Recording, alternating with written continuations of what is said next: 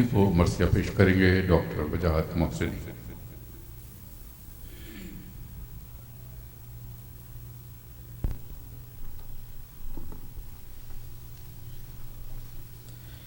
آواز بلند سلوا.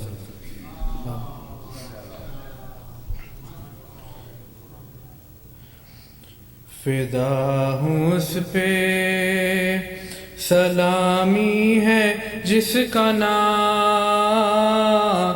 حسین، میرا موئی میرا آقا میرا امام، میرا موئی میرا آقا میرا امام حسین. صبا کو بھیج کے روضے پہ کر رہا ہوں دعا، کریں قبول الہی میرا سلام، کریں قبول الہی میرا سلام.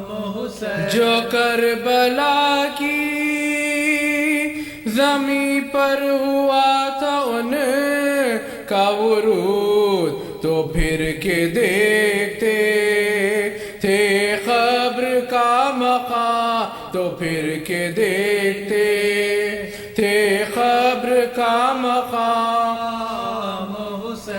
سنا نہائے کسی سنگ دل نے لاکھ کہا رسول کا ہوں، نواسا ہے میرا نام رسول کا ہوں، نواسا ہے میرا نام حسین. پناہ لیتے تھے دشمن اجل کے دامن میں، جو وار کرتے تھے لے کر علی کا نام، جو وار کرتے تھے لے کر علی کا نام حسین. فدا ہوں اس پہ. فاتحہ.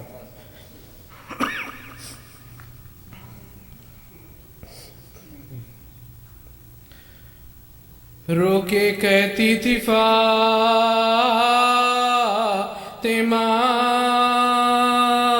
زہرا،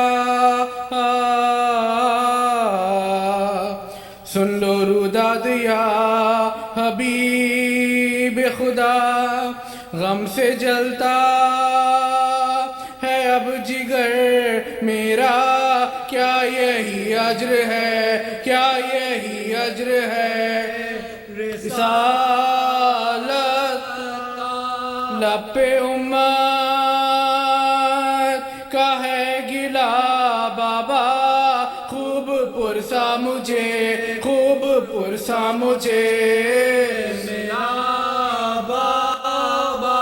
آپ کے بعد مجھ پہ ظلم ہوئے،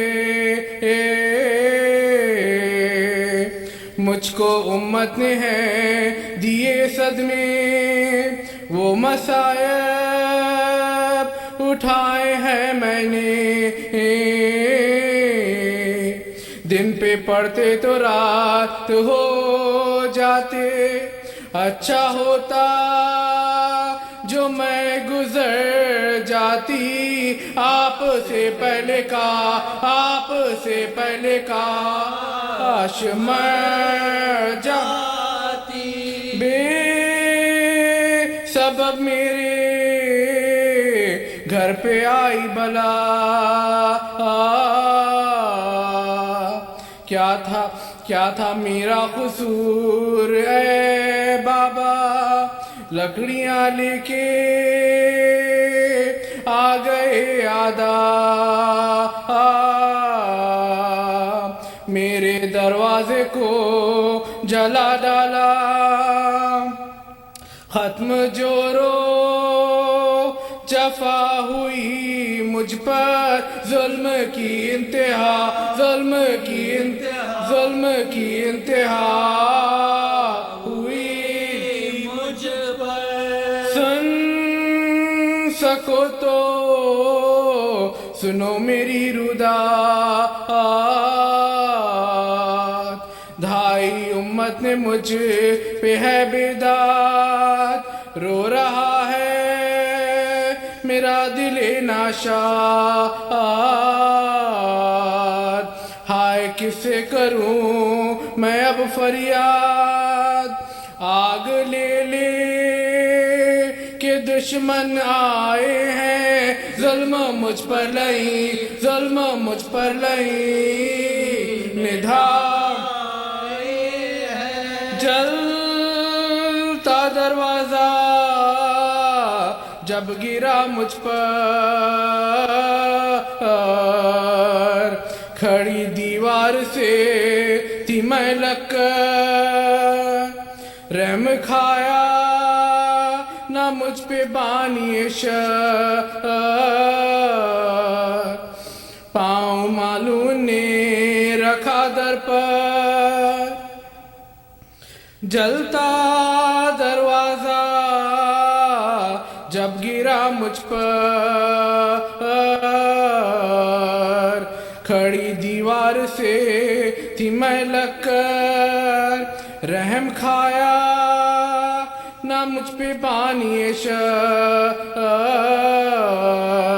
پاؤں ملون نے رکھا در پر، مجھ کو دروازے سے دبا ڈالا، آگ سے پیرا، آگ سے پیرا، آگ سے پیرا جلا ڈالا، ضرب میرے شکم پہ ایسی لگی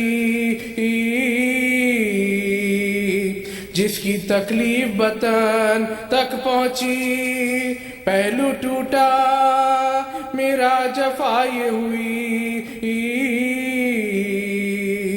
در و دیوار سے میں دبتی رہی، کوئی فریاد کو نہیں آیا، کوئی امداد کو، کوئی امداد، کوئی امداد کو نہیں آیا، شدت ضرب سے ہوئی ایذا، درد میرے شکم میں ہونے لگا، میں ادھر تڑپی وہ ادھر تڑپا، مر گیا بطن میں میرا بچہ، شدت ضرب سے ہوئی ایذا،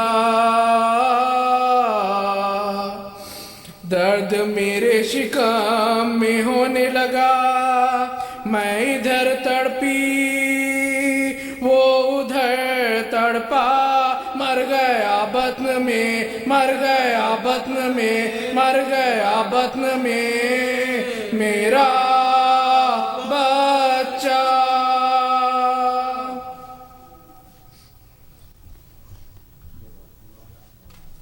صلوات بر محمد و آل محمد۔ خواتین و حضرات، ایام فاطمیہ کے سلسلے کی یہ مجالس آج سے جن کا آغاز ہوا ہے اتوار تک جاری رہیں گے، اور جناب قبلہ مولانا محبوب مہدی صاحب مجالس سے مسلسل خطاب فرمائیں گے۔ آپ لوگوں سے درخواست ہے کہ پابندی وقت سے تشریف لائیں تاکہ زیادہ سے زیادہ لوگ اس مجالس سے استفادہ کر سکیں۔ اور ایک درخواست آپ لوگوں سے اور بھی ہے کہ جو ادارے کے ذمہ داروں نے آپ کو ای میل کے ذریعے بھی مطلع کیا ہے کہ یہاں پر کچھ عرصے پہلے ایک سیکیورٹی تھریٹ تھی جس کی وجہ سے سیکیورٹی یہاں پر متعین کی گئی ہے، تمام لوگوں سے درخواست ہے کہ براہ کرم اگر کوئی ضرورت پیش آئے ان سے وہ بات کریں، کوئی کچھ کہیں تو ان کے ساتھ تعاون کریں، آرگومنٹ بالکل نہ کریں۔ اگر آپ کو کوئی شکایت ہے تو آپ ادارے کے ذمہ داروں سے اپنی شکایت پیش کر سکتے ہیں، لیکن سیکیورٹی والوں کے ساتھ براہ کرم تعاون کریں۔ آپ کے تعاون کا بہت شکریہ۔ صلوات بر محمد و آل محمد۔ میں درخواست کروں گا قبلہ سے تشریف لائیں، مجلس خطاب فرمائیں۔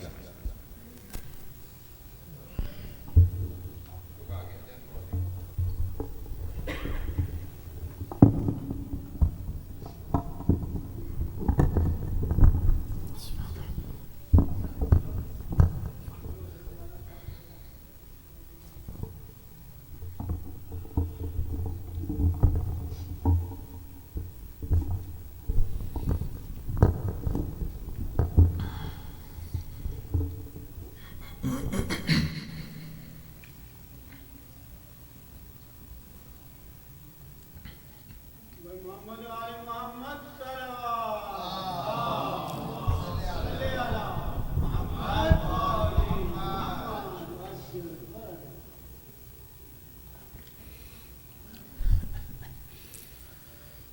الله من قرأ الفاتحة.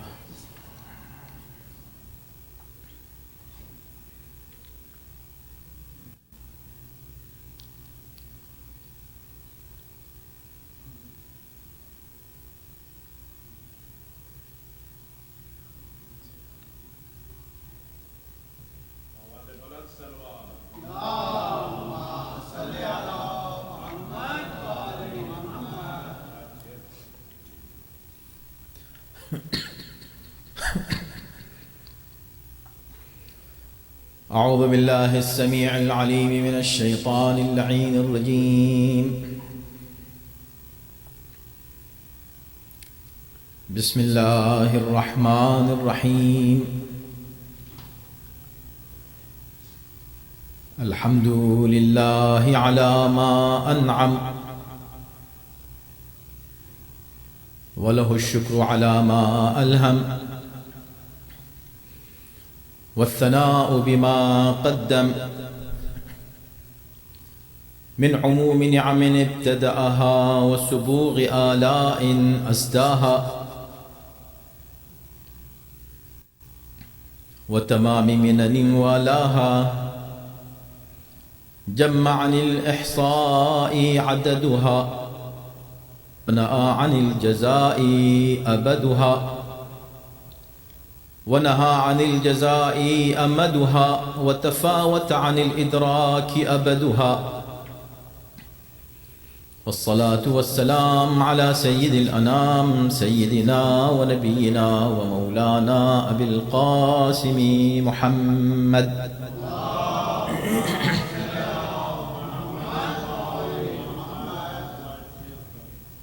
وآله الطيبين الطاهرين المعصومين المظلومين واللعنة الدائمة على أعدائهم أجمعين من الآن إلى يوم الدين. أما بعد فقد قال الله في كتابه الكريم بسم الله الرحمن الرحيم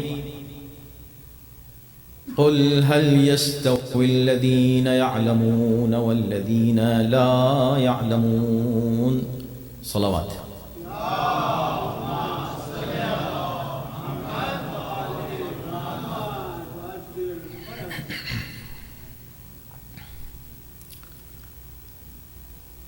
عزیزان محترم، ایام فاطمیہ کے سلسلے کی یہ پہلی مجلس ہے. یہ جو دن ہیں، یہ جو یادگار ہم مناتے ہیں بی بی کی، شہزادی کی، یہ جہاں ایک طرف ہمارا اپنا ایک احساس ہے اور یہ شعور ہے کہ یہ ہماری ذمہ داری ہے، وہیں یہ اللہ کی طرف سے ایک رحمت و برکت بھی ہے ان لوگوں کے لیے کہ جنہیں یہ توفیق حاصل ہوتی ہے. ہر ایک کو یہ توفیق نہیں ملتی کہ ان دنوں کی اہمیت کو سمجھ سکیں، اس لیے کہ ان کی نسبت اس بی بی سے ہے جس کا اسم گرامی فاطمہ ہے.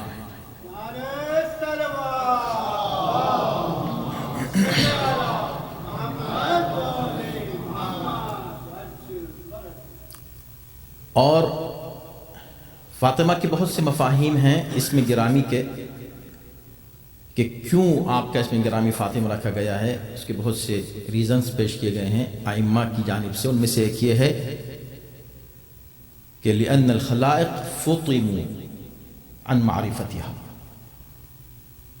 اس لیے کہ اس پوری کائنات میں جتنی بھی مخلوقات ہیں کوئی بھی ان کے مقاموں مرتبے کا عرفان حاصل نہیں کر سکتا. اس کو جدا کرنے کو کہتے ہیں فقم، جدا کرنا. اللہ نے معرفت کے ان اعلیٰ منزلوں سے ہر انسان کو جدا کر دیا ہے.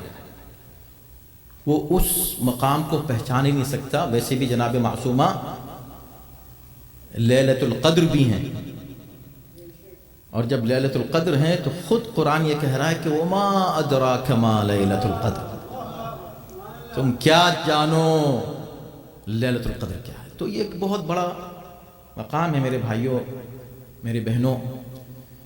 ہماری ذمہ داری ہے کہ یہ ایام فاطمیہ ہیں، ان کا احیاء کریں، اس کو اہم سمجھیں، اور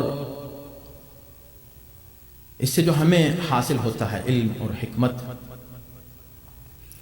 اور جو دروس ہمیں حاصل ہوتے ہیں شہزادی کی برکت سے، اسے ہم حاصل کریں اور اپنی معرفت میں شہزادی کے تعلق سے اضافہ کریں. وہ لوگ جو اس طرح کی مجلس سے منعقد کرتے ہیں، وہ ادارے، وہ مؤمنین جو اس کو اسپانسر کرتے ہیں، وہ بھی یقینی طور پر اللہ اور مولا دونوں کی جانب سے ان کے فضل و کرم اور ان کی خصوصی عنایت کا مرکز قرار پاتے ہیں. بہت ہی اہم مسائل ہیں جن پر گفتگو کی جا سکتی ہے، خاص طور پر مرکز بنا کر اسی اسم گرامی. ایک عرصے سے ہم اس ادارے میں اس موقع پر حاضری کا شرف حاصل کر رہے ہیں. اس بار گزشتہ سال ہم نے وعدہ کیا تھا کہ ہم اگلے سال اگر اللہ نے زندگی دی تو اس موضوع پر گفتگو کریں گے. ایک بہت ہی اہم موضوع شہزادی کے تعلق سے. کیا موضوع؟ 18 سال کی عمر شریف ہے. اس مختصر سے وقت میں شہزادی کے فضائل کتنے ہیں؟ کتنے فضائل، کتنے ظاہر ہوئے، کتنے ظاہر نہیں ہوئے. لیکن مختصر یہ ہے کہ اتنے فضائل ہیں کہ پیغمبر اسلام نے فرمایا کہ اگر علی نہ ہوتے تو کوئی ان کے برابر نہ ہوتا.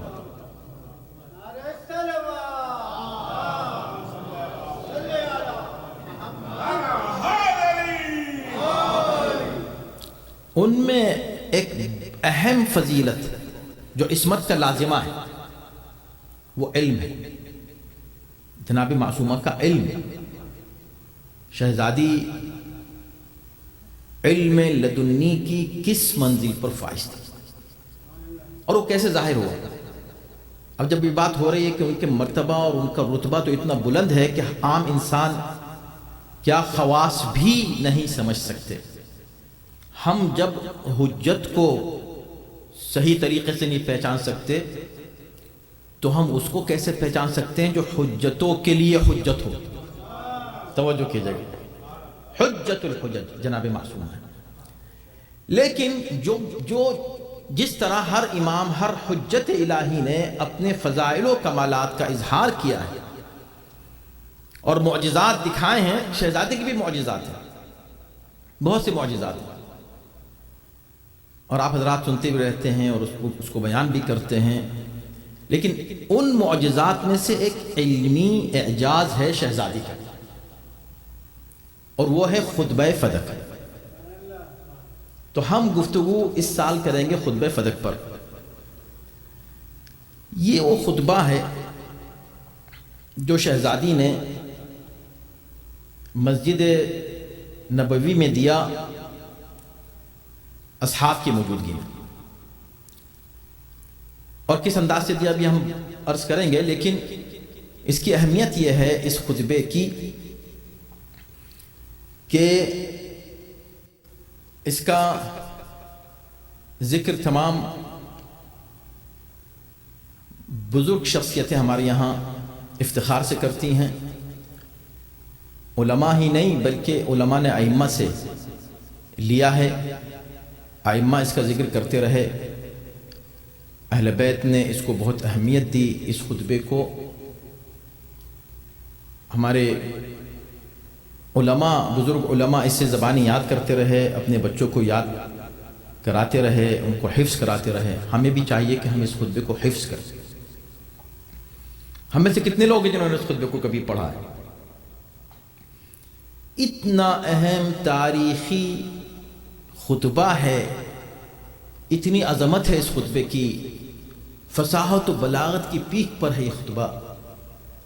اس میں زبان و بیان، بلاغت اور فصاحت اور مفاہیم اور معانی اور مضامین اور عناوین،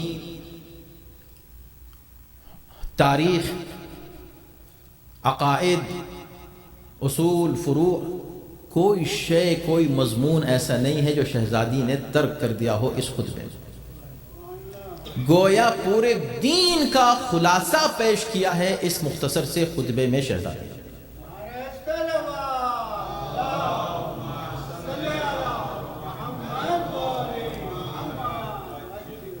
ان 5 مجالس میں ہم کچھ آپ کو تھوڑا سا جو کچھ آپ کے سامنے بیان کریں گے وہ سمندر میں سے قطرہ بھی نہیں ہوگا، ظاہر ہے، لیکن اندازہ ہوگا کہ یہ خطبہ کتنا اہم ہے اور ہم پر کتنا لازم ہے کہ ہم اس خطبے کا مطالعہ کریں اور اس خطبے کی جو اہم منزل ہے اس کا عرفان حاصل کریں، اس سے استفادہ کریں، اس کے دروس اس میں جو حاصل ہم کو ہوتے ہیں پھر اپنی زندگی پر اپلائی کریں. اس خطبے کی بہت سی خصوصیات ہیں. ایک تو آپ یہ سمجھیں کہ جو خطبہ ہے شہزادی کا، اسے سبھی نے نقل کیا ہے، تمام فرقوں نے اس کو، اہم شخصیات نے اس کو تسلیم کیا، کچھ لوگ اس کو قبول نہیں کرتے، ایسا بھی ہے.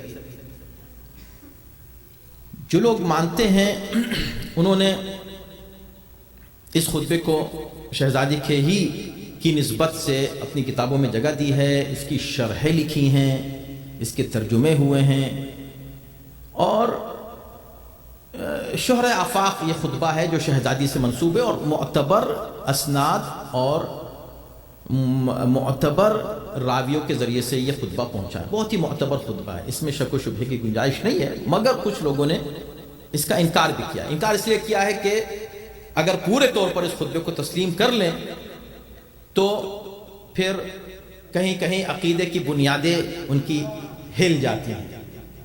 ایسا ظاہر سی بات ہے کہ پھر اس کو قبول کرنا اتنا آسان نہیں ہوتا. ہماری پوری گفتگو انشاءاللہ بالکل اکیڈمک ہوگی.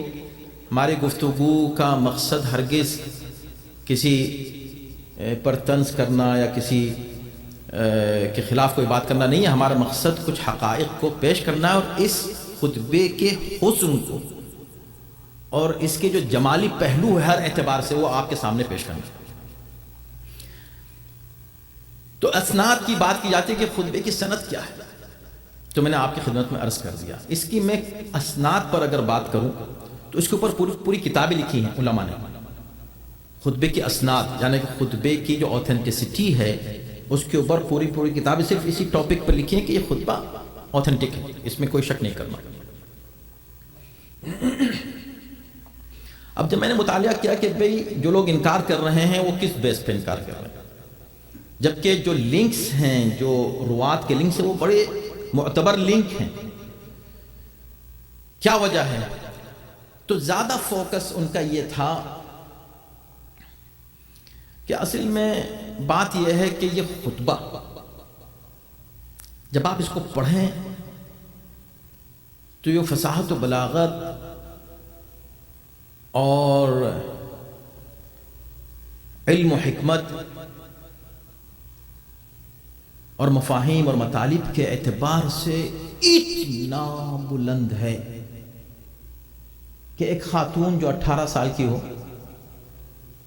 اور جو صرف گھر میں رہتی ہو اس سے ممکن نہیں ہے کہ ایسا خطبہ بیان کر دے. اب سوچیں کہ یہ عجیب دلیل دی جا رہی ہے انکار کی، یہ ریزن پیش کیا جا رہا ہے انکار کا. تو خیر دیکھیں یہ وہ لوگ کہہ رہے ہیں کہ جو علم کو عمر سے جوڑتے ہیں. ہمارے یہاں علم کا تعلق عمر سے ہے ہی نہیں. توجہ کیجئے گا. وہ اور ہیں جو پیدا ہو کر سیکھتے ہیں تو عالم بنتے ہیں، اور وہ اور ہیں جو پیدا ہوتے ہیں تو عالم ہی پیدا ہوتے ہیں.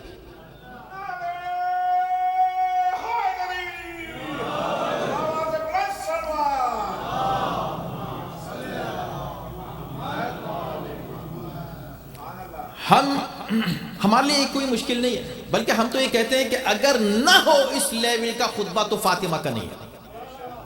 ہم یہ کہتے ہیں. دیکھیں کتنا فرق ہے ہمارے اور دوسروں کے عقائد میں. ان کو حیرت یہ ہے کہ خطبہ اس بی بی نے دیا، ہمیشہ گھر میں رہتی ہیں، 18 سال کی عمر کی، دیکھیں، اور اس کے خطبے کے مضامین دیکھیں ٹاپ. یعنی یہ خطبہ ہے کہ اگر میں آج بھی کہہ رہا ہوں اس منبر سے، آپ دیکھ لیجئے، اگر دنیا کے تمام اسکالرز آج جمع ہو جائیں اور چاہیں ایسا ایک خطبہ بنا لیں تو نہیں بنا سکتے. بہت پرسکون ہو کہ اگر خطبہ بنانا چاہیں، تیار کرنا چاہیں، اطمینان سے، سکون سے، پرسکون ماحول میں، پیسفل ماحول میں، تو نہیں بنا سکتے. جبکہ جناب معصومہ نے جس ماحول میں، جن حالات میں یہ خطبہ دیا، یہ خود اپنی جگہ ایک معجزہ ہے. یہ خود اپنی جگہ ایک معجزہ ہے میرے بھائی. اس کی اہمیت کے لیے میں سمجھتا ہوں اگر آج کے دور میں جو نوجوان ہیں اور جو ہمارے بزرگ ہیں، بلکہ علماء بھی ہیں، حوزہ علمیہ جو ہیں، ان کے لیے میں سمجھتا ہوں کہ ایک بہت بڑی شخصیت ہے آج کے دور میں. بہت بڑے فلسفی ہیں. ان کے فلسفی نظریات کا اعتراف مغربی یونیورسٹیز نے بھی کیا. فلسفر ہیں بڑے، ساتھ ہی ساتھ بہت بڑے فقیہ ہیں، مرجع ہیں، اور صاحب عرفان شخصیت، عارف ہیں، ہم جہت شخصیت ہیں. 300 کتابیں اعلیٰ پیمانے کی لکھی ہیں. تاریخ اسلام کی سب سے بڑی تفسیر لکھی ہے، سب سے بڑی تفسیر 80 جلدوں میں. سمجھ گئے ہوں گے آپ. آیت اللہ جوادی آمولی. ایک عجیب بات اس خطبے کے لیے کہتے ہیں. وہ یہ کہتے ہیں کہ یہ وہ خطبہ ہے کہ جو حوزہائے علمیہ میں اور دنیا کی جتنی یونیورسٹیز ہیں اس میں as a syllabus and course شامل ہونا چاہیے. اتنی اہمیت ہے اس خطبے کی. کبھی سوچا ہم نے؟ بس یہ سن لیتے ہیں ہاں ایک خطبہ شہزادے نے آ کر دیا، خطبہ دیا. بھئی خطبہ تھا کیا؟ خطبہ تھا کیا؟ اس میں کیا فرمایا؟ کیا ارشاد ہو؟ کچھ ہم کو پتا تو چلے. آج تو وہ خطبہ موجود ہے.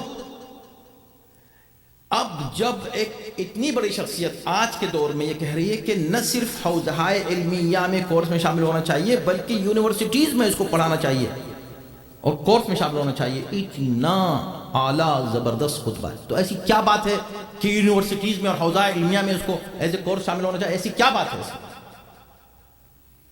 خطبہ فدق ہے. فدق تھی، ایک زمین تھی، شہزادی سے لے لی گئی. شہزادی آئی ہیں، اس فدق کو مانگنے کے لیے، طلب کرنے کے لیے بھی میرا حق ہے. اب اس خطبے میں کیا ہوگا؟ یہی ہوگا کہ بھئی لاؤ، بھئی لاؤ، یہ زمین میری، مجھے دے دو. اور کچھ ایسی باتیں کریں گے، جذباتی باتیں، ایموشنل باتیں، اور بس یہی تو ہوگا خطبے میں. پہلا تصور انسان کے ذہن میں جب اس کو خطبہ فدق کے عنوان سے سنتا ہے تو یہ ہوگا. ہرگز نہیں. آپ ذرا پڑھیں خطبے تو آپ کو پتہ چلے گا کہ خطبہ اسٹارٹ ہوتا ہے حمد و ثناء الہی سے. اس کے بہت سے پیسیجز ہیں، بہت سے پیراگرافز ہیں. ہر پیراگراف ایک اسلام کے اہم بنیادی عقیدے کی وضاحت کرتا ہے بہت ہی اعلیٰ پیمانے پر. توحید کو کیسے پیش، حمد و الہ یعنی حمد و ثنا جس یونیک طریقے سے کی ہے اس خطبے میں شہزادی نے. اس کے بعد اس خطبے میں آگے توحید الہی، اللہ کی عظمت بیان کی ہے۔ آج کیوں ضروری ہے یونیورسٹیز میں؟ اس لیے کہ خود ہمارے نوجوانوں کے لیے پتہ ہے سب سے بڑا خطرہ کیا ہے؟ بڑوں کے لیے، اب تو بزرگوں کی زبانوں سے آپ سن رہے ہیں، ایتھیزم سب سے بڑا خطرہ ہے میرے بھائی۔ ایتھیزم، خدا ہی کا انکار، باقی باتیں چھوڑ دیجئے، خدا کہاں ہے، یہ نوجوانوں کے دماغوں میں ڈالا جا رہا ہے۔ شہزادی نے اتنے حسین پیرائے میں نہ صرف خدا کے وجود کو ثابت کیا ہے، صفات الہی اتنے اعلیٰ پیمانے پر پیش کی کہ عام انسان کے ذہن کی پرواز وہاں تک جا ہی نہیں سکتی جہاں شہزادی بول رہی ہے۔ یہ شہزادی کہاں؟ توحید، اللہ کون ہے، اللہ کیا ہے، یہ پہچانواری ہے۔ اس کے بعد کیا؟ تو پہلے حمد و ثنا، اس کے بعد توحید، اس کے بعد رسالت۔ نبوت و رسالت کیا ہے سمجھو لوگو۔ رسول کون ہوتا ہے، اس کی عظمت کیا ہوتی ہے، اس کی شان کیا ہوتی ہے، رسول کب سے رسول ہوتا ہے، کب سے نبی ہوتا ہے، کیا کیا جملے ہیں، سنیے گا آپ تو انشاءاللہ آپ کو لطف آئے گا، مزہ آئے گا۔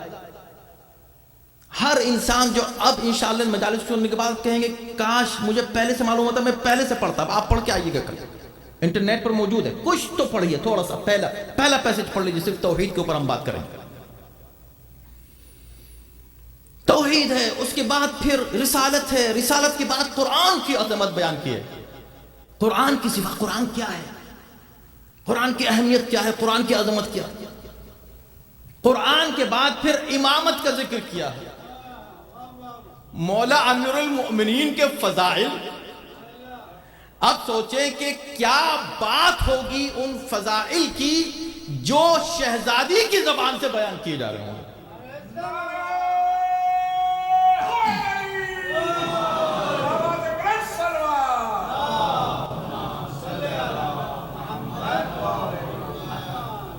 پھر صحابیت کی حقیقت پیش کی ہے، صحابی کون ہے اس کو ڈیفائن کیا ہے۔ اللہ اکبر۔ اس کے بعد فلسفہ احکام ہے۔ میں کہتا ہوں اشرے اگر 10 سال تک، یعنی 100 مجلسیں ہوں، 100 تقریریں، بلیو می حق ادا نہیں ہو سکتا کسی ایک پیسج کا۔ وہ آپ خود اندازہ کر لیں گے، میں ہلکا ہلکا بیان کروں گا آپ کے سامنے، تاکہ بہت ہی دقیق بھی نہ ہو جائے مسئلہ، بہت ہی سمپل طریقے سے آپ تک انشاءاللہ بات پہنچے گی۔ اس کے بعد شہزادی کیا؟ اب فلسفہ احکام کیا مطلب؟ یعنی شریعت میں کون سی چیز کیوں اللہ نے واجب کی، اس کے پیچھے کیا ریزننگ ہے، کیا فلسفہ ہے، کیا مقصد ہے، نماز کیوں واجب ہے۔ تو لوگ نماز اللہ نے کیوں واجب کی، ایک لفظ میں بیان کیا، ایک لفظ، ان ون ورڈ۔ روزہ کیوں واجب ہے، جہاد کیوں واجب ہے، زکوٰۃ کیوں واجب ہے، ایک ایک لفظ میں، ایک ایک لفظ میں۔ یہ فلسفہ احکام شہزادی نے بیان کیے ہیں، یہ پورا ایک پیسیج ہے زبردست۔ اس کے بعد پھر اصحاب کو خطاب کیا، اور اصحاب کو خطاب کر کے اچھا کچھ آیتیں پڑھی ہیں، خطبے میں اپنے جگہ جگہ آیتوں کا حوالہ دیا۔ اگر آپ پورے خطبے کو پڑھیں تو تقریباً 30 آیتوں کا حوالہ دیا ہے اس خطبے میں، 30 آیات شہزادی نے پڑھی، کمال کا، یعنی حقیقتاً عجیب و غریب خطبہ ہے۔ اب دیکھیں یہ سارے، اس کے بعد بالکل اینڈ میں آ کر اپنے حق کو ثابت کیا ہے، حق فدق کو، اور اس میں بھی لاجیکل ریزننگ دی ہے، کامن سینس، اور اس کے بعد پھر قرآنی آیات بہت زبردست۔ مثلا کامن سینس کے اب میں کہاں مثال دوں، میں نے پوری باتیں پڑھی آپ کے سامنے، ابھی انشاءاللہ اب خطبہ جہاں سے شروع ہوگا میں وہاں سے سٹارٹ کروں گا، آج کی پہلی مجلس میں تھوڑی باتیں آپ سے کروں گا۔ مثلا یہ کہہ دیا کہ کبھی فدق، اچھا بھائی یہ کون سا، یہ تم کہاں سے لائے اپنی طرف سے، کہ تم تو اپنے باپ کی وراثت پالو اور مجھے میرے باپ کی وراثت نہیں ملے. یہ عقلی بات پہنچا دی. قیامت تک کے لیے کوئی بھی پڑھے اس خطبے کو، پڑھ لے، ایک جملہ پڑھ لے، بھئی یہ کہاں سے آیا؟ تم بتاؤ نا. اکثر ہم سے کہتے ہیں آپ بتائیے یہ کہاں سے آیا قرآن سے. ارے بھئی تو تم بھی تو بتاؤ کہاں ہے قرآن میں. ہم تو ہر بات قرآن سے بتا رہے، تم بھی بتاؤ اپنا عقیدہ. تمہارا عقیدہ کہاں قرآن میں؟ بتاؤ. اس کے بعد پھر آیتیں پڑھی، اس کے بعد یہ سب تفصیل آپ انشاءاللہ بہت ہی دلچسپ ہے، بہت مزیدار ہے، آپ اس کو پڑھیں گے. اب یہ مسئلہ کہ کیا یہ خطبہ بھائی اس کی اوتھینٹسٹی کیا ہے؟ دیکھیں دو چیزیں ہوتی ہیں. ایک تو خطبے کی اوتھینٹسٹی کہ بھئی یہ خطبہ کہاں سے کہاں پہنچا، کس نے کس سے سنا، اس نے کس سے سنا، اس نے کس سے سنا. ایک تو یہ اس کی سند ہوتی ہے، ایک متن ہوتا ہے. متن یعنی ٹیکسٹ خطبے کا. سند پر آپ بات کر رہے ہیں نا، کیوں؟ اس لیے کہ اس میں متن میں کچھ ایسے مسائل ہیں جن کو قبول نہیں کرنا، ہم قبول نہیں کر سکتے، ہم اس کو انکار کرنا چاہتے. قبول کر لیں گے تو مذہب کی بنیادیں ہل گئیں، ختم. ہم کہتے ہیں کہ چلو متن ہی پر بات کریں اور یہ کریں کہ بھی دیکھو متن میں کون سی وہ بات ہے ایسی جس پر تم اعتراض کر سکتے ہو، ہمت ہو تو اعتراض کر کے دکھاؤ. وہ جس نے اعتراض کیا تھا میراث پر، اس کو جس انداز سے شہزادے نے جواب دیا، تو تم کون ہو بات کرنے والے؟ اب مسئلہ رہا نہیں پھر بھی ضد ہے کہ نہیں صاحب پہلے اس کی اوتھینٹسٹی ہونی چاہیے. یہ جناب معصومہ کا ہے کہ نہیں؟ اچھا کیوں نہیں ہے؟ کہا اس لیے کہ وہ ایک کم عمری میں گھر میں رہتی تھی. تو سنو، اگر یہی بات ہے تو میں یہ کہتا ہوں کہ شہزادی کا یہ جو خطبہ ہے، اگر آپ کو قرآن میں اس کی سند مل جائے کہ قرآن یہ کہہ رہا ہے کہ یہ فاطمہ کا خطبہ ہے، تو خدا کہہ رہا ہے. ارے کیسی بات کر رہے ہیں؟ خطبہ بات کا ہے، قرآن پہلے ختم ہو چکا ہے، اس کا نزول، اور یہ تو بات کا خطبہ ہے، تو قرآن میں کہاں سے اس خطبے کا ذکر ہوگا؟ کہ نہیں. آپ کے اس اعتراض کا جواب قرآن میں موجود ہے کہ فاطمہ ایسا خطبہ کیسے کہہ سکتی. قرآن نے جہل کو نجاست کہا ہے، علم کو طہارت سے تعبیر کیا ہے، اور پھر یہ کہہ دیا ہے کہ ہم نے تم سے ہر قسم کی نجاست کو ہمیشہ کے لیے دور رکھا اور تم کو ایسا پاک کیا جو پاک رکھنے کا حق ہے. اس میں سب سے پہلی چیز جو آتی ہے وہ علم ہے، اس لیے کہ جہل روحانی نجاست کا نام ہے. جب اللہ نے ان کو اتنا طاہر رکھا ہے نا، اتنا علم دیا جو علم دینے کا حق ہے، اب کوئی سوچ بھی نہیں سکتا کہ کتنا علم دیا. خدا جانا، یہ صرف خدا ہی جان سکتا ہے کتنا دیا. آپ بتائیں کہ انہوں نے کہا کہ کیا اہل بیت کا علم محدود ہے یا لا محدود؟ ہم نے کہا لا محدود. اور یہ تو آپ نے خدا سے ملا دیا، خدا کا علم بھی لا محدود، اہل بیت کا بھی لا محدود. جی نہیں، بالکل نہیں، آپ کی سمجھ کا فرق ہے. ہم یہ کہہ رہے ہیں لا محدود، بالکل لا محدود. کیوں؟ ہمارے اعتبار سے کہ بھئی اللہ نے کتنا دیا، چونکہ ہمیں نہیں معلوم، نہ ہم حد اس کی معین کر سکتے کہ خدا نے کتنا دیا، تو ہمارے لیے لا محدود ہے. لیکن خدا نے کتنا دیا اسے علم ہے، لہذا خدا کے لیے ان کا علم محدود ہے.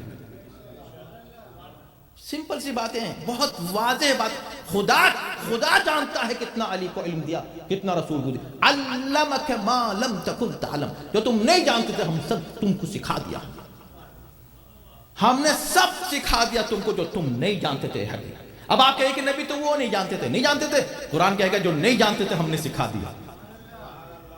اب بتاؤ کون سی چیزیں جو نہیں جانتے تھے؟ پھر کہو کہ نہیں وہ نہیں جانتے تھے، خدا نے کہا ہم نے سکھا دیا. وہ نہیں جانتے تھے، ہم نے سکھا دیا. پتہ چلا کوئی ایسی چیز رہی ہمارے لیے، ایسی کوئی چیز نہیں رہی جو خدا نے نبی کو نہ سکھائی ہو. اسی لیے نبی کا علم ہمارے لیے لا محدود ہے، خدا کے لیے محدود ہے. خدا کے اور ان کے علم میں فرق یہ ہے کہ خدا کا جو علم ہے وہ کسی کے لیے بھی محدود نہیں ہے. اہل بیت کا علم صرف خدا کے لیے محدود ہے. کتنا بڑا فرق ہے توحید کا. توجہ کیجیے. ایک بات یہ ہو گئی. تو ایک دلیل کیا ہوئی کہ قرآن یہ بتا رہا ہے. اور پھر الرحمن، بہت سی آیتیں، الرحمن علم القرآن خلق الانسان علمہ البیان. رحمان وہ ہے کہ جس نے پہلے علم دیا، علم القرآن، قرآن سکھایا، پھر انسان کو پیدا کیا، پھر اسے بولنا سکھایا کہ کیسے اس قرآن کو بیان کیا جاتا ہے، اس علم کو کیسے پیش کیا جاتا ہے. ارے بھائی وہ کہ جس کو پیغمبر کفوے فاطمہ کہہ رہا ہے، جب وہ پیدا ہوتے ہی قرآن کی تلاوت کر سکتا ہے تو فاطمہ خطبے میں 30 آیتیں کیوں نہیں پڑھ سکتی؟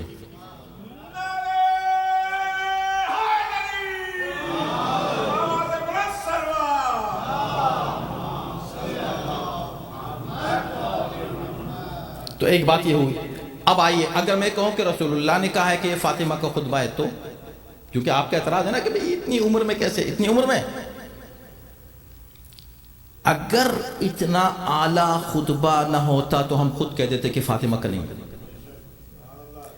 رسول کی دلیل کیا؟ ارے رسول بھی تو نہیں تھے، وہ تو بعد کا خطبہ. ہاں بعد کا خطبہ ہے، مگر رسول اللہ نے پہلے اس پہ مہر لگا دی، پہلے سے مہر تصدیق سب فرما دی ہے کہ یہ میری بیٹی کا فاطمہ ہی کا خطبہ ہو سکتا ہے. وہ کیسے؟ اچھا یہ بتائیے، آپ مجھے کو بتائیں، وہ صاحب جو کہہ رہے ہیں کہ نہیں ہو سکتا، فاطمہ کیسے بول سکتی ہیں، آج بتائیے رسول اللہ ایسا خطبہ پڑھ سکتے ہیں کہ نہیں؟ ہاں بھائی رسول تو رسول ہیں، وہ تو کر سکتے ہیں، اگر ان کا خطبہ ہو تو ہمیں اعتراض نہیں ہے، مگر ان کا کیسے ہو سکتا ہے؟ تو بس اگر آپ نے مان لیا کہ فاطمہ کا یہ خطبہ رسول اللہ کا خطبہ، آپ مان سکتے ہیں کہ اگر وہ کہیں تو اتنی پیک پر بلاغت کی بات کر سکتے ہیں جا کر رسول، وہ کہہ سکتے ہیں. اگر وہ کہہ سکتے ہیں تو رسول اللہ فرما رہے بھائی جو میں ہوں، فاطمہ میرا ٹکڑا ہے.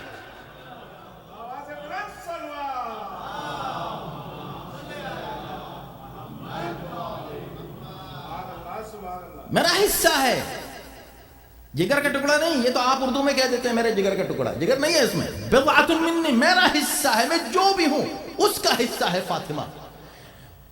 کیا ہوں میں؟ قرآن سے پوچھو. قرآن نے کہا نبی ہیں، کہا بس نبوت کا ٹکڑا ہے. کہا رسول ہیں، کہا بس رسالت کا ٹکڑا ہے. کہا طٰہٰ ہیں، طٰہٰ کا ٹکڑا. یاسین ہیں، یاسین کا ٹکڑا. نذیر ہیں، نذیر کا ٹکڑا. بشیر ہیں، بشیر کا ٹکڑا. جتنی صفات قرآن بیان کرتا جائے گا فاطمہ اس کا حصہ بنتی چلی جائے گی. صلوات بھیجے محمد و آل محمد.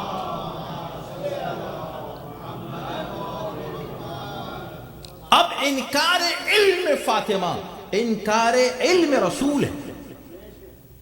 جلدی میں آگے بڑھوں. آئیے تیسرا، اگر میں یہ کہوں کہ علی نے کہا ہے کہ یہ فاطمہ کا خطبہ ہے، روایت نہیں، عملاً پیش کیا ہے کہ فاطمہ کا ٹکڑا، کہ فاطمہ کا ہی ہونا چاہیے. وہ کیسے؟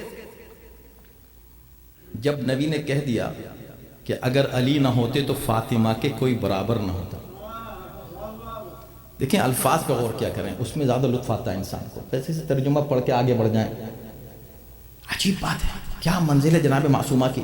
یہ نہیں کہا کہ اگر فاطمہ نہیں ہوتی تو علی کا کوئی ہمسر نہیں ہوتا.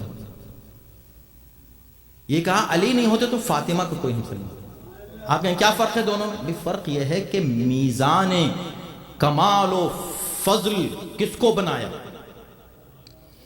کسوٹی کس کو بنایا، کس طرح گیج کریں گے آپ فضائل کو. اگر علی نہ ہوتے تو فاطمہ کے برابر کوئی نہیں ہوتا. یعنی فاطمہ میزان ہے، علی کے فضائل اس میزان پہ تولے جا رہے ہیں. اللہ اکبر. فضائل امیر المؤمنین کہ بھئی یہ دریا اگر سیاہی بن جائیں اور یہ قلم اور یہ درخت قلم بن جائیں اور جن و انس لکھنے والے اور حساب کرنے والے بن جائیں، لما احصو فضائل علی ابن ابی طالب.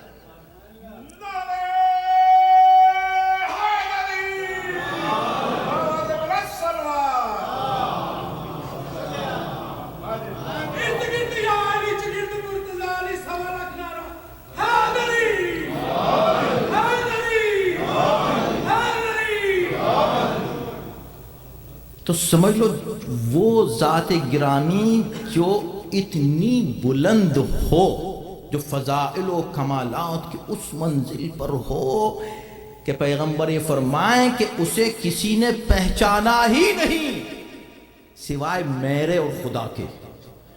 وہ شخصیت ہے کہ پیغمبر کہہ رہے ہیں کہ وہ فاطمہ کے برابر ہے۔ یہ فاطمہ، وما ادراک ما لیلۃ القدر، کیا سمجھو کون ہے فاطمہ؟ تمہاری کسی کی سمجھ میں کیا آئے گا؟ کسی کی سمجھ میں نہیں آ سکتا عظمت فاطمہ۔ تو اب علی اگر یہ کہیں کہ ہاں یہ خطبہ وہ کیسے کہہ رہے ہیں علی؟ عملاً اٹھا کر جب فاطمہ کے برابر ہیں علی، تو اب دیکھنا یہ کہ جو خطبہ کہا گیا، اگر علی کے خطبے اسی معیار کے ہوں تو یہ فاطمہ کا خطبہ ہے۔ تو اب یہ مت کہو کہ یہ کیسے ہو سکتا ہے کہ فاطمہ گھر میں رہ کے ایسا خطبہ کہے۔ بھائی نہج البلاغہ کو برابر میں رکھ کے دیکھ لو، اگر یہ خطبہ اسی معیار کا ہو تو فاطمہ کا ہے۔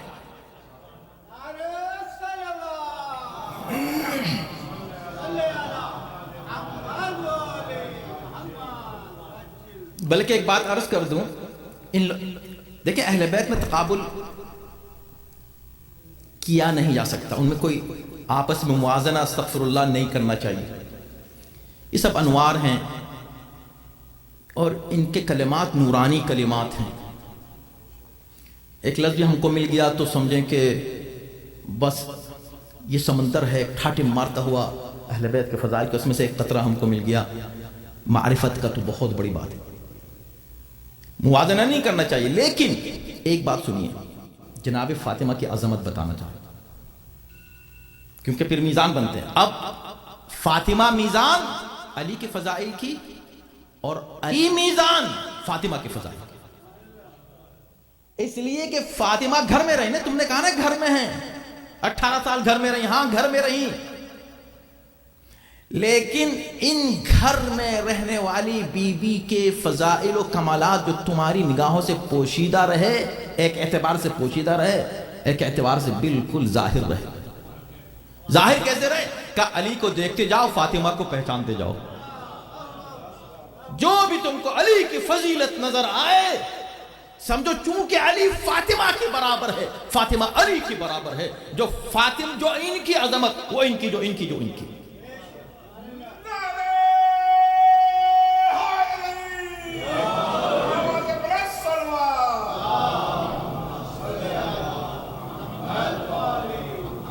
تو اب علی میزان بنیں گے فاطمہ کے لیے۔ ابھی میں نے کیا کہا؟ فاطمہ کی ذات گرامی علی کے فضائل کے لیے میزان ہے کہ دیکھ لو کون جاننا چاہتے ہو علی کو، تو دیکھو علی اس منزل پر آ کر فاطمہ کی برابر ہے۔ اب سمجھنا فاطمہ کو، آؤ دیکھو فاطمہ کون ہے۔ اب میزان علی بنیں گے۔ کیا خطبے تم نے یہی بات علی کے خطبوں کے لیے کہی گئی۔ علی کے خطبے کو اوپر بھی تشکیقات ہیں نا نہج البلاغہ پر۔ علی کے جو خطبے ہیں وہ ظاہر سی بات ہے کہ اب میں ان کے اوتھینٹسٹی پر بات کرنے کی مجھ کو ضرورت نہیں ہے۔ نہج البلاغہ ایک بہت ہی معتبر کتاب ہے، یہ وہ کتاب ہے جو مولا علی کے خطبات ہیں۔ اس میں خطبہ کس کو کہتے ہیں؟ جو مجمع میں دیا جائے، تقریر، اسپیچ۔ اور اسپیچ کا موقع حضرت علی کو کب ملا؟ 4.5 سال کے دوران، بس اسی بیچ میں خطبہ دینے کا وقت ملا۔ باقی تو آپ کی احادیث ہیں، فرامین ہیں، احکام ہیں، ارشادات ہیں، لیکن خطبے پبلک میں ظاہر سی بات ہے کب موقع ملا؟ 4.5 سال۔ یہ جو نہج البلاغہ ہے، نہج البلاغہ یہ مولا علی کے سارے خطبات نہیں ہیں، 10% بھی نہیں، 90% خطبے اس میں نہیں ہیں، بلکہ زیادہ، میں ایک جنرل بات کر رہا ہوں، 10% کے خطبے مولا علی کے نہیں ہیں، کیونکہ سید رضی نے جس انداز سے، جن شرائط کو اپنے سامنے رکھتے ہوئے ان کو جمع کیا، اس اعتبار سے انہوں نے جمع کر لیا جو بھی ان کو ملے. بہت زیادہ خطبات ہیں حضرت علی کے، لیکن جتنے بھی خطبے ہیں پتہ چل جائے گا، جب آپ پڑھیں گے تو معلوم ہو جائے گا کہ علی کے خطبے. جب کوئی دوسرا بولتا ہے تو معلوم ہو جاتا ہے، اور جب علی بولتے ہیں تو پتہ چل جاتا ہے. شاید میں نے کبھی ذکر کیا ہے، معلوم نہیں، کہ ایک موقع پر جب دلی میں ایک کانفرنس ہو رہی تھی تو بی بی سی کے ایک اناؤنسر ہیں یا تھے جناب رضا علی عابدی، شاید رضا علی عابدی مشہور تھے. ان کو بھی بلایا گیا تھا، وہ آئے تو انہوں نے اپنی تقریر میں یہ بات کہ ہم موجود تھے اس میں. انہوں نے کہا بھئی رامپور کے جو لائبریرین ہیں وہ میرے دوست ہیں. میں ان کے پاس گیا ایک بار، میں نے پوچھا بھئی کیا ہو رہا ہے آج کل کے نہیں، میں آج کل ایک بہت اہم کام میں مصروف ہوں. کیا کام ہے؟ کہ میں ایک بزرگ ہیں ان کے خطبات جمع کر رہا ہوں. تو انہوں نے کوئی ایک نام لیا کہ ان کے خطبات میں جمع کر رہا ہوں. جب انہوں نے کہا کہ میں ان کے خطبات جمع کر رہا ہوں تو مجھ سے معذرت خواہانہ انداز میں کہ بھی آپ کو برا نہ لگے تو میں کہوں کہ میں ان کے خطبات جمع کر رہا ہوں. رضا علی عابدی صاحب کہتے ہیں کہ میں نے کہا ان سے اچھا آپ خطبات میں جمع کریں؟ تو مجھے بہت خوشی ہوئی اس بات سے، مجھے بہت اچھا لگا، اگر میں کچھ کر سکتا ہوں بتائیے. کہا اچھا تو آپ کو کوئی اعتراض نہیں؟ مجھے کیوں اعتراض، مجھے تو خوشی ہو رہی ہے. آپ ضرور خطبات جمع کریں، یہ تو ہونا چاہیے تھا بہت پہلے کام. کہا کیوں؟ کہا اس لیے کہ اس سے نہج البلاغہ کی بڑی خدمت ہوگی. ارے تبھی تو پتہ چلے گا نہج البلاغہ کیا ہے. لاؤ تو دوسروں کے خطبات.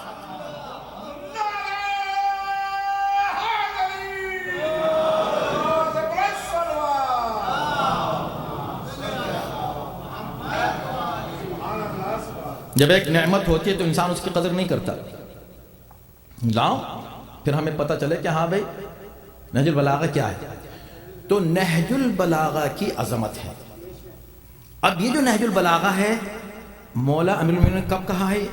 یہ سب خطبات کب کے ہیں؟ 25 سال بعد کے خطبات ہیں. اس کو میں یوں کہوں کہ شہزادی نے اپنے خطبے میں اللہ کی ایک صفت بیان کی. جب وہاں پر پہنچیں گے تو اس کا ذکر کروں گا. کہا کہ اللہ کی صفت یہ کہ اللہ نے تمام اشیاء کو خلق کیا بغیر کسی امثلۃ امتثلہ، کسی مثال کو سامنے رکھے بغیر. دنیا کے جتنے بھی آرٹسٹ ہیں ہر آرٹسٹ اپنے فن اور اپنے آرٹ میں کسی کو اپنا رول ماڈل بناتا ہے اور کچھ مثالیں کچھ ماڈلز اپنے سامنے رکھتا ہے اور اس کو فالو کرتا ہے. شہزادی فرما رہے ہیں کہ اللہ نے اس پوری کائنات کو خلق کیا تو اس کے سامنے کوئی مثال نہیں تھی کہ ایسا خلق کیا جاتا ہے، کوئی پیٹرن نہیں تھا. اس نے خود ہی کریٹ کیا، اس کو ڈیزائن بھی اس نے خود ہی بنایا، ہر چیز اس نے خود ہی کریٹ کی. کوئی اس سے پہلے مثال نہیں تھی کہ اس کو دیکھ کر پھر اس انداز کا کوئی اور آرٹ خدا نے پیش کیا. نہیں، تو پتا چلا کہ کریشن جو ہے کسی شے کا بغیر مثال سامنے رکھ کے اگر کیا جائے تو اس کی عظمت بہت زیادہ ہوتی ہے. اگر نہج البلاغہ کے خطبے پہلے کے ہوتے تو لوگ کہتے تھے فاطمہ نے علی سے سن کے سیکھ لیے. فاطمہ کا خطبہ پہلے کا ہے، نہج البلاغہ بعد کا ہے.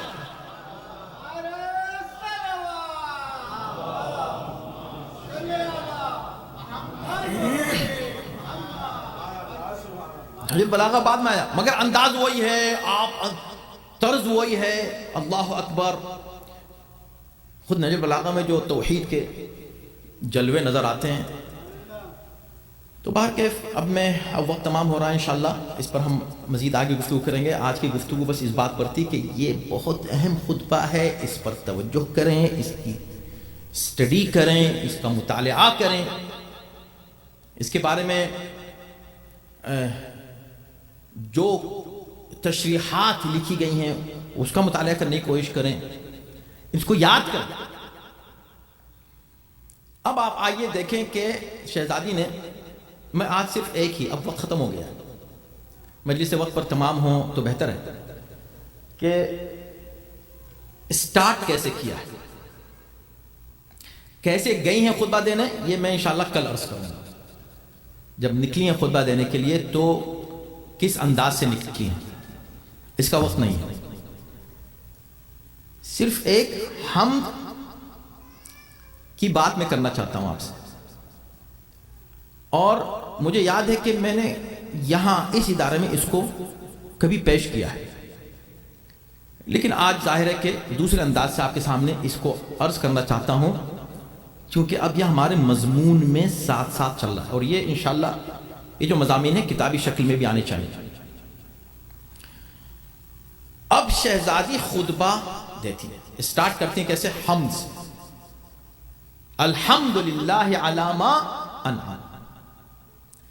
تو آج آپ کو صرف یہ اندازہ دلانے کے لیے کہ اس خطبے کی بلاغت کے لیولز کیا ہیں، یعنی کیا ایلیکوینس ہے اس خطبے میں، بڑا یونیک خطبہ ہے۔ الحمدللہ یہاں سے سٹارٹ کرتے ہیں، حمد ہے اللہ کی، علی ما انعم، ان باتوں پر جو اس نے ان ہم پر اپنی نعمتیں کرامت فرما، نعمتیں نازل کی، اللہ نے جو ہم کو نعمتیں دی اس کی حمد ہے۔ تو دیکھیں حمد جو ہے وہ طریقہ ہے، خطبہ جب سٹارٹ ہوتا ہے تو خطبہ سٹارٹ ہی حمد الہی سے ہوتا ہے، اور خاص طور پر یہ طرز، یہ انداز، یہ اصول حمد سے شروع کرنے کا خطبے کا اس خاندان نے دیا، اس خاندان نے دیا۔ کوئی کہہ سکتا ہے کہ یہ تو قرآن کا طرز ہے، الحمد سے قرآن شروع ہو رہا، ہاں بے شک قرآن کا بھی طرز ہے بلا شبہ، لیکن میں نے اس خاندان کا ذکر اس لیے کیا کہ نزول قرآن سے پہلے بھی اسی خاندان میں شروع حمد سے ہوتا رہا ہے۔ سمجھ گئے نا، مجمع پہنچ جاتا ہے ماشاءاللہ۔ ارے جب خطبہ نکاح پیغمبر اسلام پڑھا جا رہا تھا، بتاؤ وہ خطبہ نکاح کس نے پڑھا تھا؟ وہ خطبہ نکاح کب؟ نزول قرآن سے پہلے تھا یا بعد میں؟ پہلے تھا، ابھی قرآن نازل نہیں ہوا ہے۔ اور جناب ابو طالب یہ کہہ رہے ہیں الحمد للہ الذی جعلنا من ذریت ابراہیم وزرع اسماعیل، اس خدا کی حمد جس نے ہمیں ذریت ابراہیم میں قرار دیا، ذریت ابراہیم میں قرار دیا۔ تو دو لفظ استعمال کیے، ایک حمد ایک ذریت، حمد اللہ کی، ذریت ابراہیم کی۔ یہی دونوں باتیں بعد میں ہم کو قرآن میں نظر آئیں، الحمدللہ بھی نظر آیا اور ذریت ابراہیم کا ذکر بھی آیا۔ وَمِن ذُرِّيَّتِي، یا اللہ امامت تو دے دی، میری ذریت میں بھی دے دے۔ کہا تمہاری ذریت میں رہے گی تو مگر ظالموں کو نہیں ملے گی۔ اب یہ کون ہے وہ ذریت والے جن کو امامت ملی؟ تو اب جناب ابو طالب نزول قرآن سے پہلے کہہ رہے ہیں الحمدللہ، خطبے کا آغاز کر رہے ہیں الحمدللہ سے۔ آپ نے کہا یہ تو قرآن کا اسٹائل ہے، اچھا تو پھر دو باتوں میں سے ایک بات مان لو، یا قرآن کے ایک اس اسٹائل کو ابو طالب نزول قرآن سے پہلے جانتے تھے، ابھی قرآن اترا نہیں، ابو طالب کو معلوم تھا کہ اصول قرآنی کیا ہیں۔ کہا نہیں یہ تو نہیں ہو سکتا، چلو یہ نہیں ہو سکتا تو پھر یہ مان لو، تیسری تو کوئی بات ہی نہیں ہے۔ دوسری بات کیا ماننی پڑے گی؟ اگر یہ نہیں مانتے تو یہ مان لو کہ بھئی ابو طالب کو تو معلوم نہیں تھا، لیکن جب ابو طالب نے الحمدللہ کہا تو خدا کو اتنا پسند آیا کہ قرآن بنا کے نازل کر دیا۔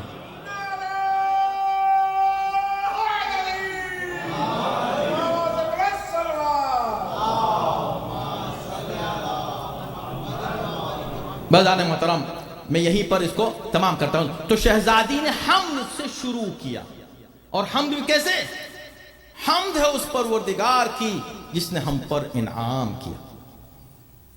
ایک ایک لفظ الحمدللہ علی ما انعم وَلَهُ الشُّكْرُ علی ما الہم. اب اس پر میں انشاءاللہ کل سے گفتگو کروں. بات یہیں روک دینا بہتر ہے، وقت تمام ہو گیا. یہ شہزادی ہیں اور یہ خطبہ کن حالات میں دیا جا رہا ہے؟ خدا کی قسم میں تو کہتا ہوں یہ خود ہی معجزہ ہے. آپ کچھ مانے نہ مانے اتنا تو آپ کو ماننا پڑے گا کہ کچھ کسی مصیبت میں انسان ہوتا ہے تو خدا سے شکایتیں شروع کر دیتا.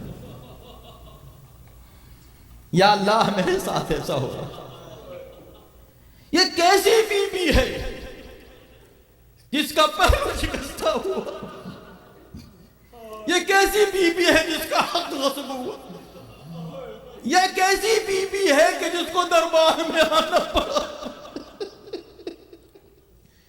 یہ کیسی بی بی ہے جس کو دربار میں آنا پڑا؟ اور وہاں آ کر اتنی مصیبتوں کے بعد اب جب اپنی بات شروع کرتی ہے تو کہتی اللہ تیرا شکر ہے. مصیبتوں پہ جہاں شکر ملے وہ اہل بیت ہیں. مصیبتوں کے بعد بھی سجدے شکر کرتے نظر آئے وہ اہل بیت ہیں. اب سمجھ میں آتا ہے کہ سید الساجدین کو سید الصابرین کیوں کہتے ہیں.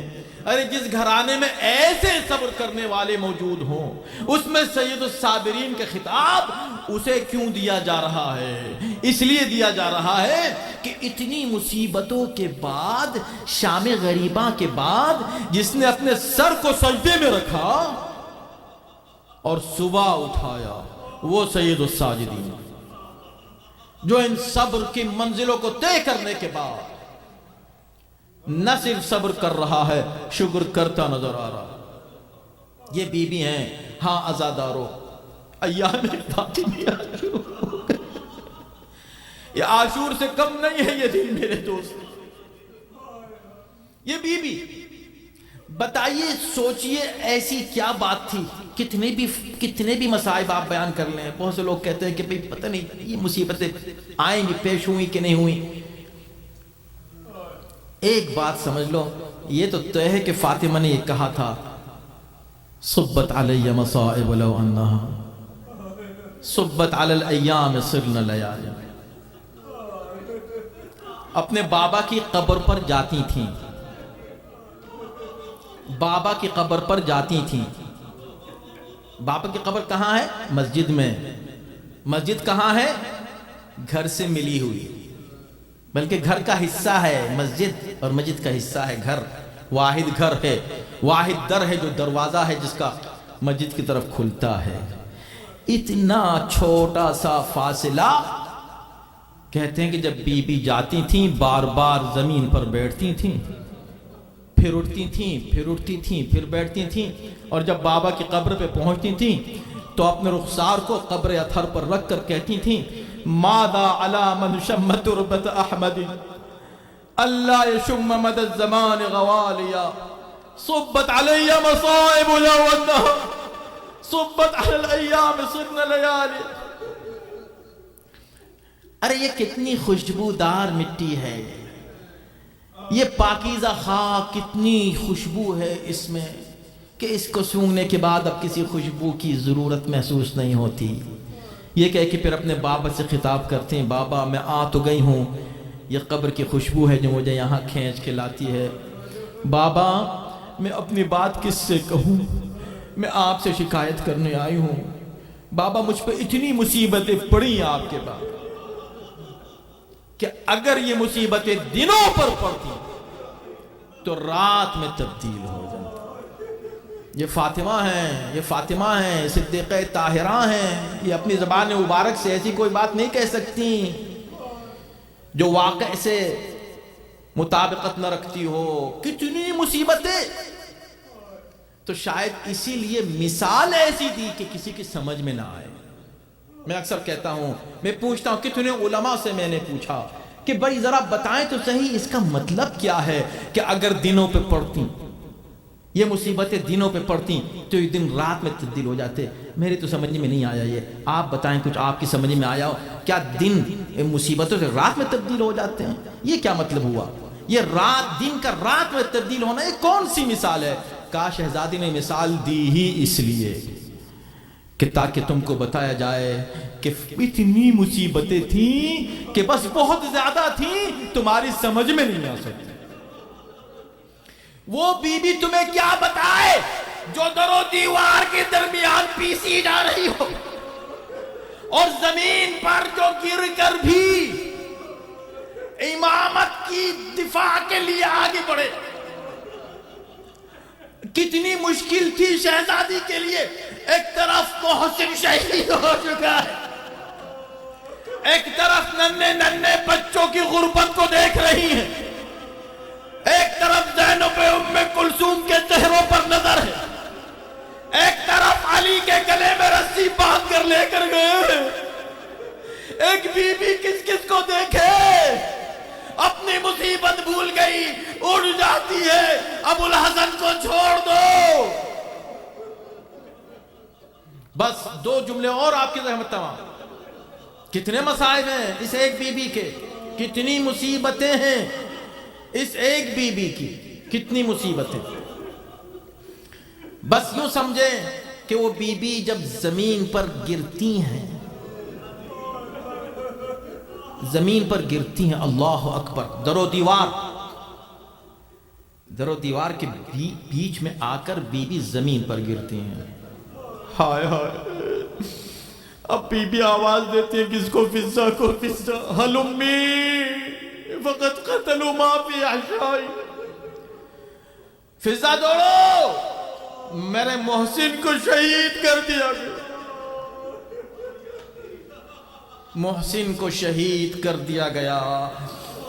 یہ وہ شہید ہے جو پیدا ہوتے ہی شہید تھا, جو پیدا ہی شہید ہوا. یہ وہ محسن ہے. اس محسن کی شہادت کے بعد اب بی بی کی جو کیفیت رہی ہوگی اس کا کوئی کون تصور کر سکتا ہے. پسلیاں ٹوٹ چکی ہیں, سینے میں زخم آ چکا ہے, بازو پر زخم ہے.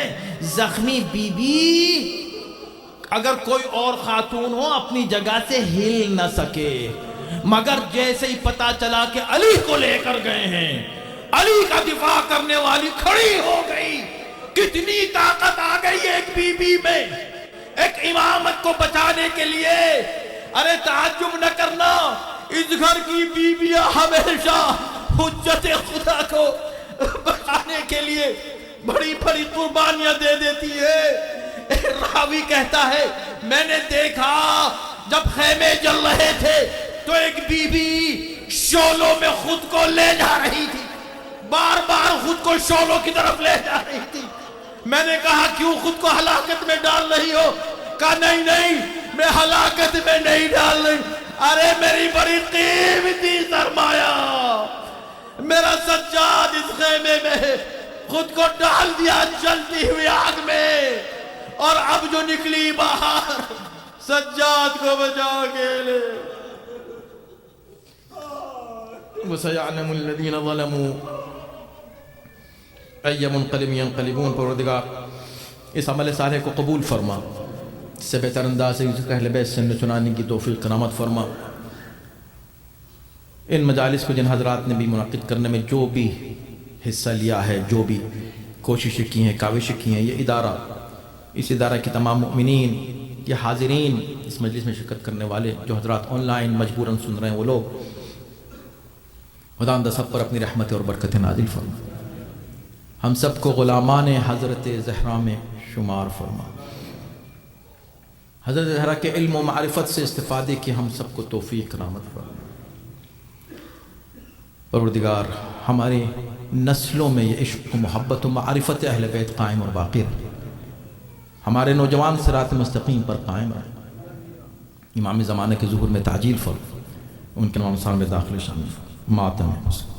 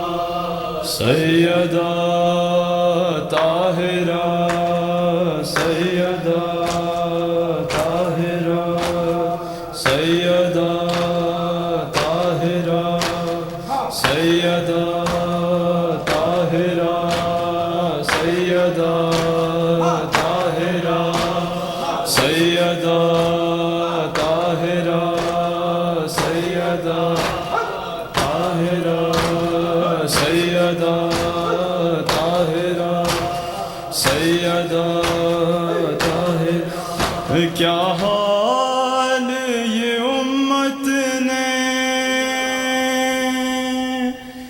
زہرا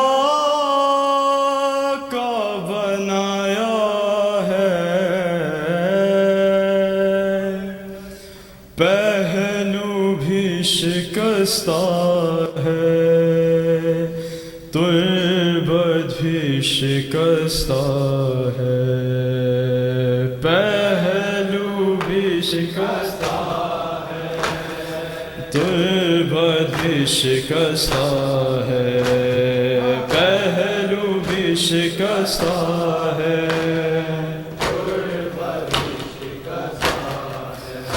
کیا حال یہ امت نے زہرا کا بنایا ہے، پہلو بھی شکستہ ہے، تربت بھی شکستہ ہے، پہلو بھی شکستہ ہے، تربت بھی شکستہ ہے، خاتون کوئی غم سے یوں چور نہیں دیکھی، ایسی کوئی دنیا میں مستور نہیں دیکھی، 18 برس میں ہی لگتی جو ضعیفہ ہے، پہلو بھی شکستہ ہے، تربت بھی شکستہ ہے، پہلو بھی شکستہ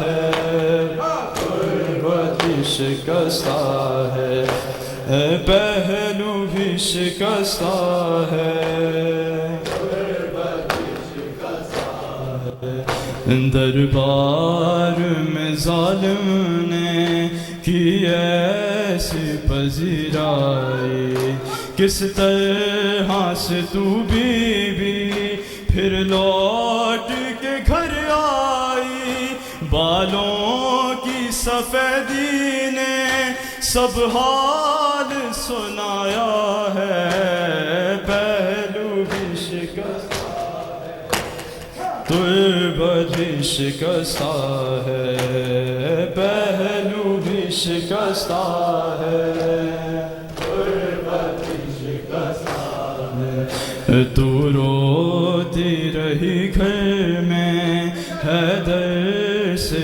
بھی چھپ چھپ کے، عصمت کی طرح دکھ بھی پردے میں رہے تیرے، کچھ درد تیرے بی بی بس جانتی فضا ہے، پہلو بھی شکستہ ہے، تربت بھی شکستہ ہے، پہلو بھی شکستہ ہے، تربت بھی شکستہ ہے، دو ایسے جنازے ہیں تاریخ میں جو اٹھے، بس گھر کے ہی لوگوں نے دونوں کو دیے کاندھے، ایک فاطمہ زہرا ہے، ایک بالی سکینہ ہے، پہلو بھی شکستہ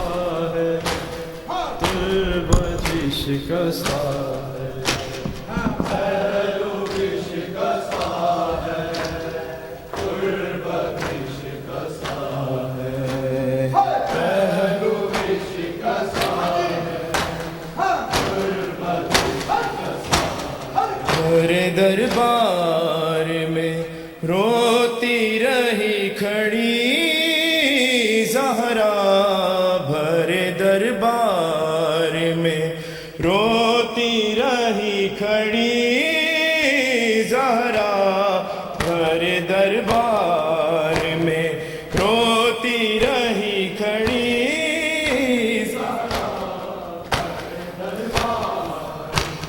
نہ جانے کس طرح نہ جانے کس طرح حق مانگتی رہی زہرا ہر دربار میں روتی رہی کھڑی زہرا ہر دربار روتی رہی کھڑی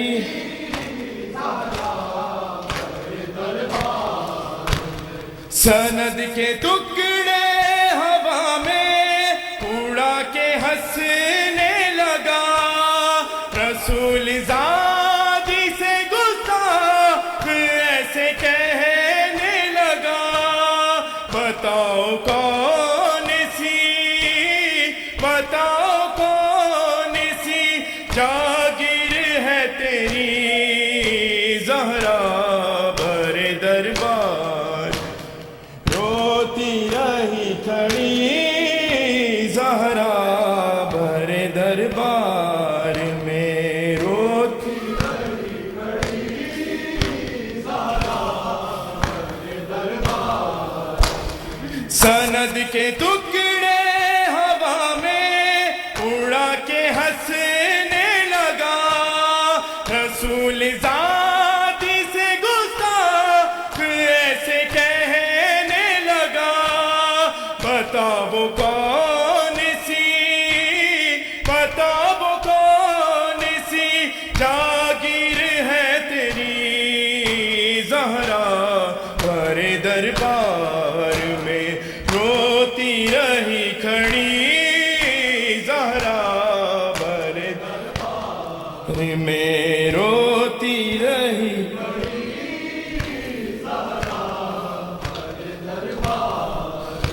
نہ جانے کس طرح حق مانگتی رہی زہرا بر دربار میں روتی رہی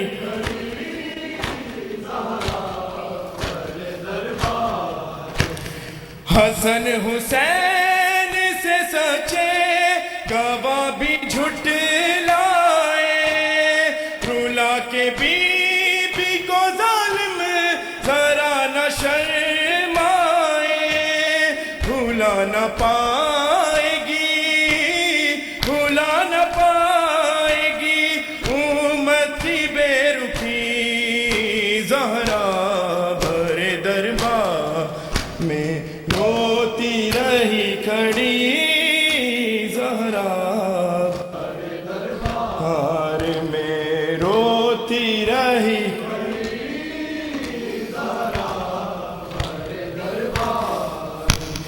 یہ اس کی بیٹی ہے جس نے دولت چاند کیا وہ جس کے نور نے ہر روشنی کو ماند کیا اسے ستانا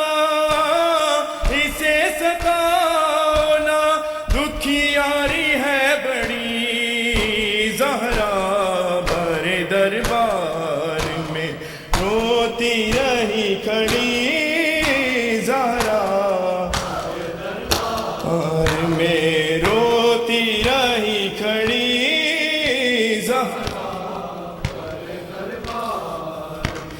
نبی کے بعد یہ کیا ہو گیا زمانے کو کیوں کلمہ گو ہے چلے تیرا گھر جلانے کو سہے گی کس طرح تو یہ ستم گری زہرا بر دربار میں روتی رہی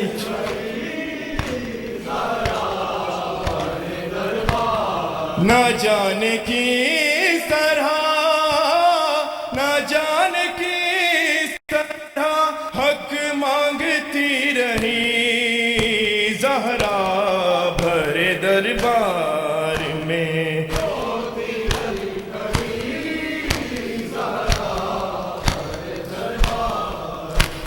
سیاہ بال جو ماں کے سفید تر دیکھے توقیر کیسے کہوں بیٹیوں نے سر پیٹے گئی ہے جس طرح گئی ہے جس طرح گھر ہے تھکی تھکی زہرا بھر پار میں روتی رہی کھڑی زہرا بھر دربار میں روتی رہی